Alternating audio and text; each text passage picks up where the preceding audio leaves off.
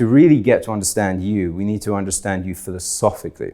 And so the questions we ask you are going to be about like cause and effect. So again, this is why we say we care about why you have the opinion you have, not what the opinion is. The opinion you have is the effect. The reason you have it is the cause or the premise.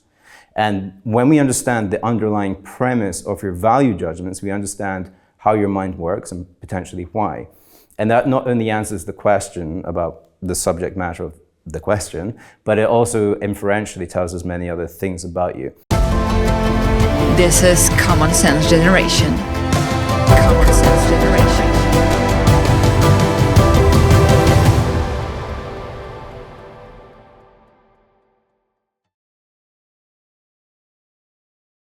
Hi guys, I'm Kądzielska-Koper and you are watching Common Sense Generation. We talk today about compatibility between people. With me is Alexander Micher, the CEO of KOIJI. Alexander, thank you very much for coming here. Thank you for having me. Tell us a few words about yourself and what is your background. So I'm the CEO of KOIJI, like you say. We did 6 years of research into understanding what makes you who you are, and then from that, what makes you compatible with other people. So this research is actually mostly philosophical rather than psychological. And yeah, like I say, we spent 6 years doing it, and then we put that understanding into an app. That sounds like a dream come true of any student, Yeah. that you do something scientific and that it is out there on the market. So what does it actually mean that people are compatible with each other? So I think a lot of people don't understand what compatibility is, which is normal, right? It's a literal science. It's like not knowing how something in the universe works. It's very complicated. What makes you who you are isn't your personality traits or your interests or your hobbies. That is, okay, that's part of who you are, but it's not what fundamentally makes you the person you are or what makes you compatible with another person.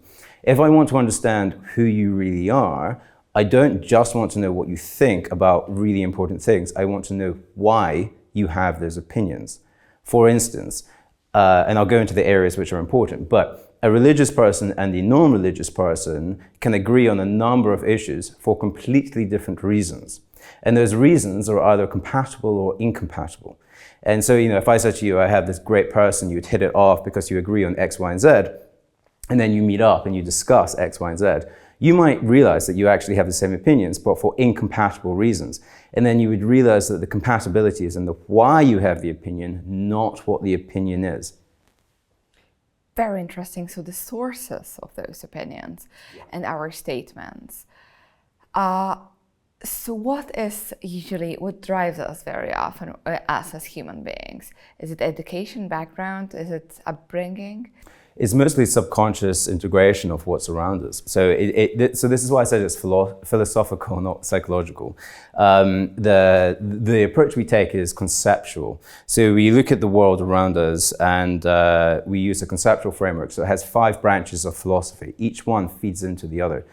We start with epistemology, which is the theory of knowledge, how you know what you know, which then goes into metaphysics, which is about reality, how you view reality, which then, both of which inform your ethical or moral views, which then inform your political views, which then have an interesting expression in your views and aesthetics, which can be how you dress, the art you like, the TV shows you like, the films you like, and each one feeds into the other one. And whilst it is very much an aspect of your hobbies and interests are very much an aspect of who you are and what you like, to really get to understand you, we need to understand you philosophically. And so the questions we ask you are going to be about like cause and effect. So again, this is why we say we care about why you have the opinion you have, not what the opinion is. The opinion you have is the effect. The reason you have it is the cause or the premise. And when we understand the underlying premise of your value judgments, we understand how your mind works and potentially why. And that not only answers the question about the subject matter of the question, but it also inferentially tells us many other things about you. And this goes into a whole compatibility methodology, which we use in the app. Do you have like types, let's say? Have you created any forms of? Yeah. So it's funny you ask that. So we're in the process of finalizing that at the moment. So we have blended different philosophical models in doing this. I'm actually in a product discussion with my product team at the moment about how to label people in this way. But essentially what we're going to do is have a sort of personality style, it's really more philosophical style, quiz about who you are. So you can fill this in and find out more info about yourself. Similar to the Myers-Briggs psychological test, but a lot more accurate, individualized, and again, psychological. But with that, we're going to have labels. We don't at the moment have them in the app, but we will at some point soon. And the main purpose of the app will be because people can be compatible on different spheres, work, love and affair. I mean, in this way that creating relationship, friendship, but of course then marriage. So the source of your app will be a dating website? Yeah, so we call it matchmaking because the word dating it just kind of sounds fleeting. Like you're going to go on a date, maybe you'll see them again, maybe you know, maybe not. And dating apps are basically, here's a bunch of random people around you, decide if you want to go on a date. Whereas we make everyone answer these questions. So we call what we do matchmaking because it is quite literally matchmaking. We'll give you a percentage match out of 100 that you are and we'll break it down into categories. So it's, so the primary use case at the moment is matchmaking, but because of the compatibility science, we can go into basically any market where compatibility matters, which is quite interesting, from employment to bringing people together for friendship purposes to organizing causes for almost anything. Well, it sounds extremely interesting, but it sounds also very utopian. Because human beings are so complex and very often very crazy things actually make us make those choices or different choices and circumstances and which are outside of us or things which we are not even aware of, and then they make those decisions. And the other thing is that there are also already many different dating websites, and so in which way you want to sort of compete with what is already on the market? So it's funny, I get asked this question quite a lot, and the analogy I use is that we are Apple and everything else in the everything else in the market is Nokia.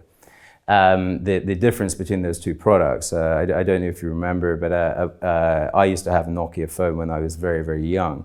And then later in life, like now I have an iPhone, and those are wildly different products, but they're in the same market and technically are competing for the same users. They're people that use phones, right? We see ourselves as Apple. We are a much upgraded version of a product in this market. And yeah, you have any number of dating apps, but they're all basically the same thing, but repurposed for either a particular niche, whether it's an age group or a particular religious group or whatever it might be. There is a serious lack of science in this market.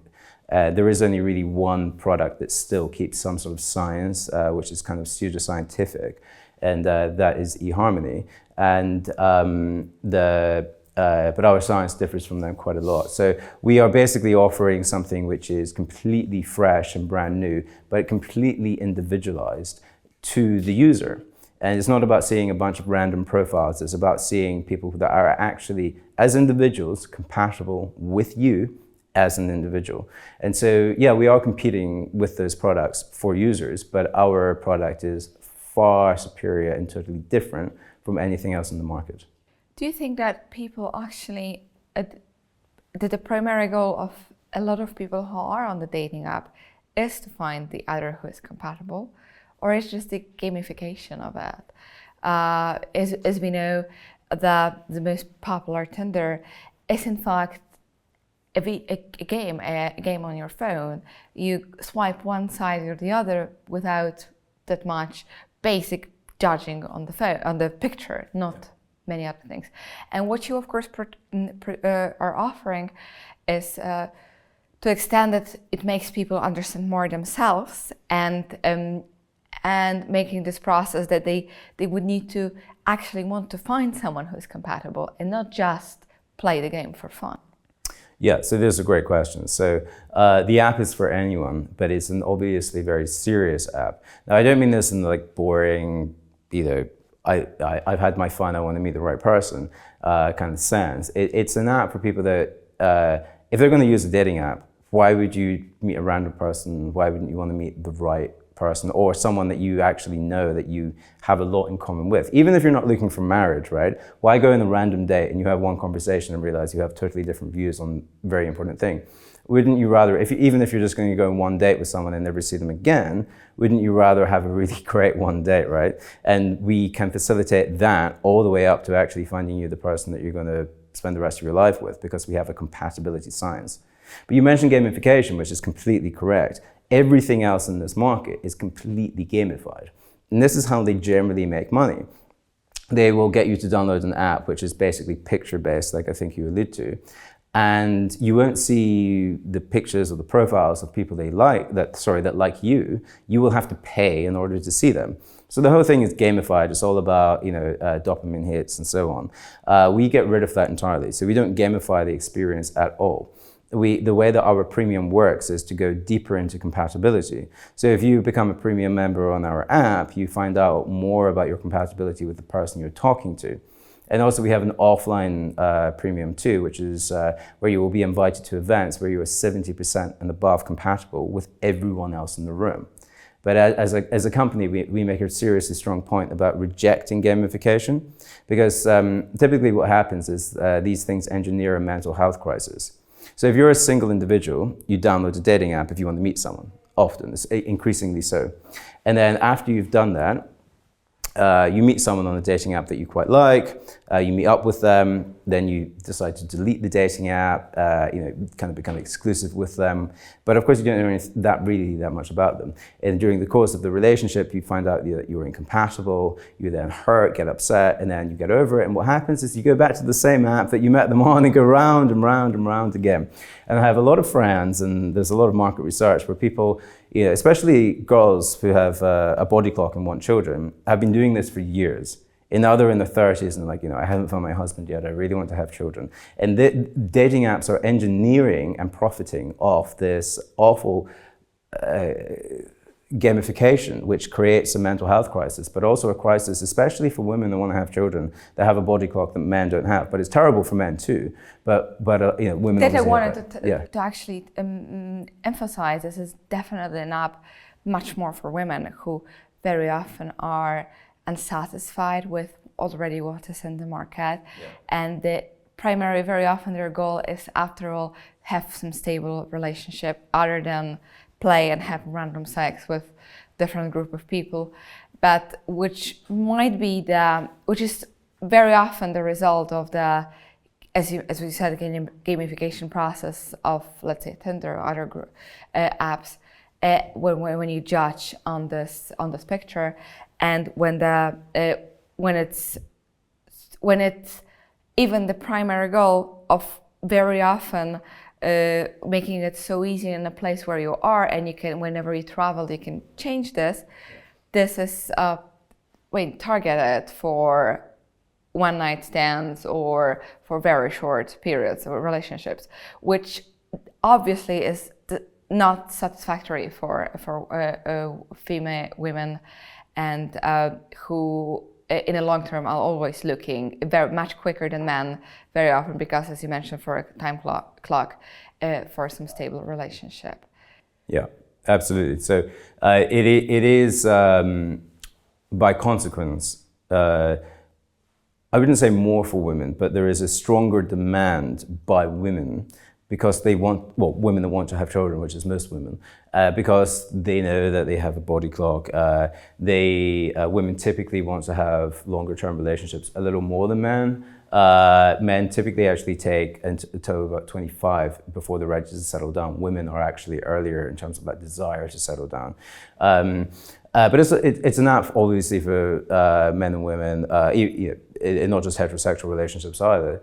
But the body clock issue in our research has been really for women, the number one or number two, depending on the demographic point. That again, the circular thing that I alluded to, where you download an app, go through all the pain points, and then download the same app and go, and the years go by. This is a serious pain point for women. But even if for younger women who aren't at that stage yet, just the problem of how do I find the right person for me is something that has been an unmet market problem, which we are happy to now provide the solution for. This is Common Sense Generation. If you like this channel, please subscribe, share, and comment. Your voice really matters.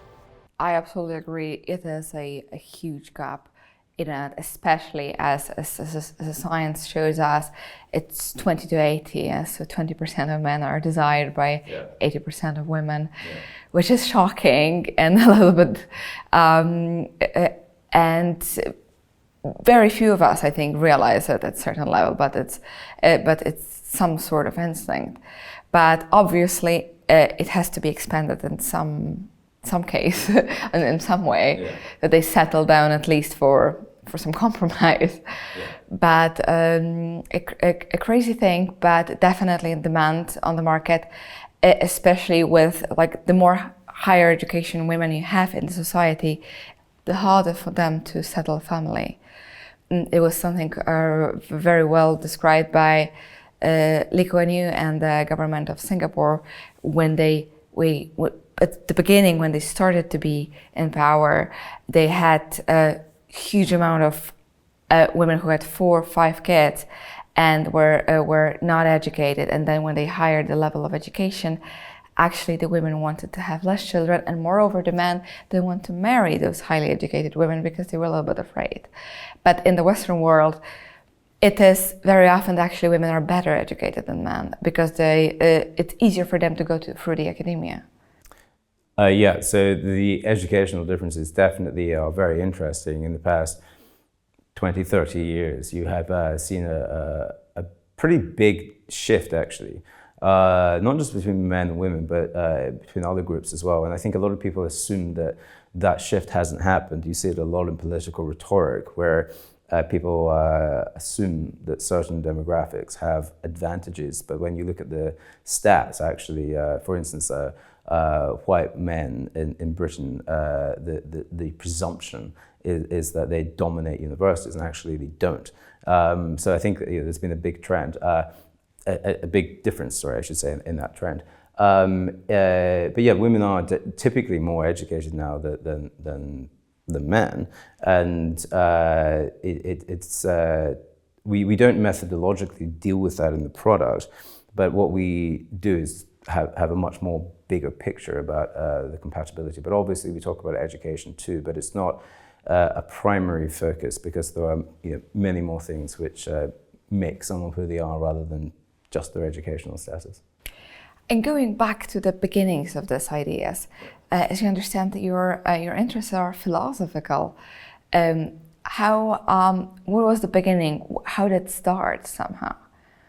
So I had the idea that this market needed to be updated when I was in law school, but I didn't start the company for about 5 years after that point. But in that time, I was doing a lot of philosophical research. I worked with psychologists and philosophers who created not the same, but very similar frameworks into understanding why periods of history happened. And I thought, well, if we have frameworks for understanding why history happened, well, what is history but a sum of individuals? And can we change that in some way to actually understand the individuals that shaped that history? And then go further and use that understanding to determine a system that will understand people as they are now and what makes them compatible with people and looking into the future. So it was always just an obsession with understanding people and understanding why historical events happened and trying really to predict tomorrow. And then in that fascination, I ended up coming out with a product idea. And years on, we have a product and I have a team, and this is what I do for my living. Well, extremely interesting, and the fact that actually the knowledge of philosophy, which is theory, becomes something practical.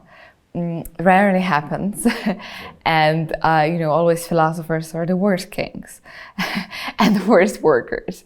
They are just those useless ones. But of course, many ideas come from them as well, and this is the beauty. But I'm thinking about it. Previously, all this marriages and were very much about safety, and they were set in. Even in Europe, mostly usually by families who decided on all of those traits in people. But this is the only time when it's about people who are compatible, because all of us want to have the happy ending, the happy marriage, the love match, and not just stable match or match made by our families, at least in the Western world, which is a complete change on this market, because it requires, as you said, the better knowledge of ourselves. Yeah, so I think there are still some cultures today, like Indian culture, for instance, where the family is massively relevant in choosing who you will marry. And I think in the West we kind of forget that there are other geographies in the world where this is still very, very important. Obviously, throughout history, marriage has mostly been an economic affair. And then as societies have become wealthier and much more individualistic, this has become much more about compatibility and ultimately about love, which is something to focus on and celebrate. And there are, to us in the West, it seems quite far remote that your family would pick who you marry. But this does indeed still happen. And I mentioned India, but there are many other examples as to where this China as well, with all of those parents in the parks with photos of their children and description, like looking for a partner. Extremely funny. Well, indeed, and there are probably a lot of very well-intentioned matchmaking mothers out there, but it's the most important decision you can ever make, who you spend your life with. It's who you have almost every breakfast you're ever going to have after you're married with, every dinner, most lunches, every holiday you're going to take, every cultural holiday you're going to spend with, and then if you decide to have children together, it's how you're going to bring up those children, what values you'll instill in them. It's the single most important decision you can ever make as to who you'll spend your life with. But it's based on the presumption that actually we want to have families and cherish this as a value. But very often is this, unfortunately, with all the cost of the family, but also the fact that a lot of us are just unsuccessful in establishing it, comes this again this movement of actually not creating, not seeing it, not seeing marriage as that's important, and as all the left movements who are everything but against the classical approach of marriage. I think as a basic human desire or biological necessity, we want to procreate. And marriage is obviously a social institution, but it is profoundly important in every culture in the world. One of the oldest one. Yeah, indeed. And in various expressions in different cultures. Marriage can look very different depending on the culture and period of history, but having some sort of formalized union between people has, throughout our entire species, been incredibly important. But less about marriage and more just about relationships and having a family. Again, this is having a family is a biological desire for most people. And it's something which, without the scientific argument, we'd probably say that it's built in our DNA, like it is in any animal from ants upwards, that there's a reason why species reproduce, and it's inbuilt in them to do so.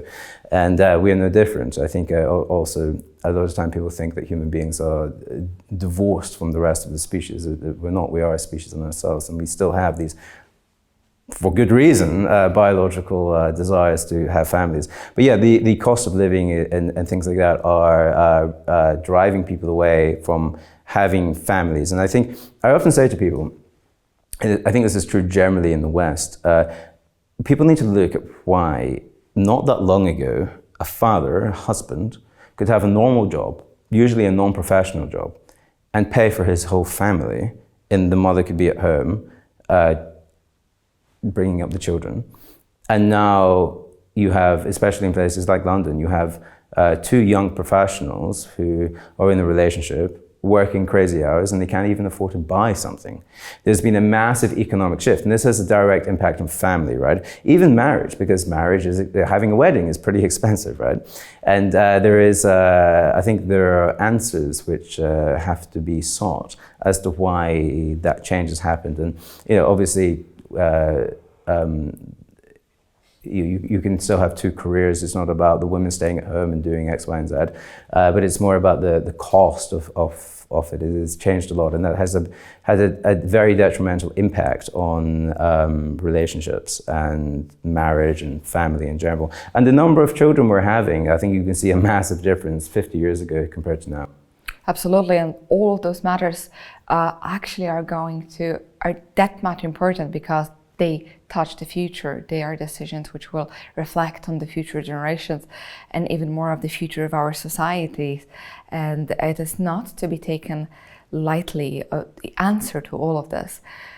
Alexandra Mitchell in Common Sense Generation, thank you very much for explaining to all of that. And I keep the fingers crossed for success of your project. And to you, the viewers, you probably ever tried a dating app.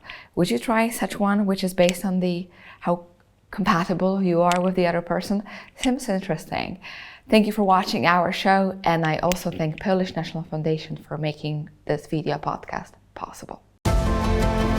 This is Common Sense Generation. Common Sense Generation.